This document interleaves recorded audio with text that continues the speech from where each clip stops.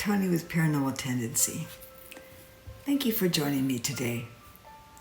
You know, not all houses announce themselves. They don't all knock or whisper or shout.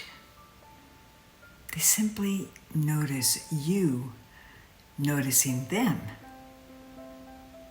The Mattie Beal house is one of those places. Before we even stepped inside, I could feel how calm this home was. Not heavy, not imposing, just settled. The kind of quiet that comes from a place that was lived in with care. This doesn't feel like a house that demands attention. It feels like one that simply welcomes it. The first thing that caught my attention was this uniquely beautiful front door. Walking into the living room didn't feel like entering a museum at all. Nothing was roped off, nothing felt guarded. Instead, you were invited to explore, to move freely, thoughtfully, and with care. This home didn't feel preserved behind glass. Instead, it felt lived in, respected, and still very welcoming. It's not difficult to imagine three sisters opening their gifts on Christmas morning. The dining room is simple but elegant and still very welcoming. On top of the china hutch stands a figure in the likeness of Mattie Beal. Shirley Temple is tucked away in the pantry. The kitchen is filled with all the modern conveniences of its time. Practical, thoughtful, and well used. This wasn't a quiet home when it was lived in. It was full of life, and you could feel it. Just beyond the kitchen was a lovely bedroom that belonged to their nanny. The hand-crocheted bedspread, the simple furnishings, everything spoke of care.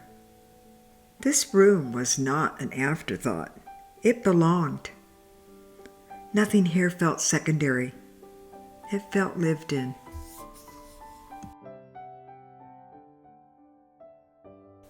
Nearby, Mattie's hats still hang. Simple traces of purpose and grace. In their bedroom, the love and devotion that Mattie and Charles shared felt so natural. For the first time, I picked up an object, a feathered fan, something I had never done before. I don't know why. It called to me. I only know that it felt like the essence of a true lady.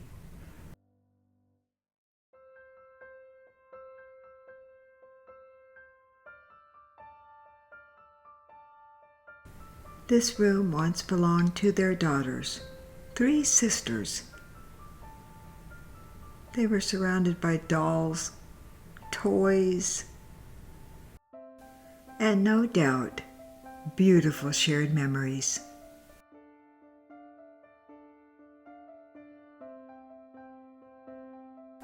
As the years passed and the sisters grew older, they eventually filtered into this room, one by one. And finally, this room became the heart of the home, where music filled the air, production plays were conducted, and the Charleston was learned on this very stage. Children from all over the neighborhood would come and join in, filling the space with laughter and life. The Mattie Beal home was clearly loved, so it's easy to imagine the family that once lived here. Thank you for watching. The Mattie Beal house is located in Lawton, Oklahoma. Some scenes in this film were artistically enhanced for mood and atmosphere.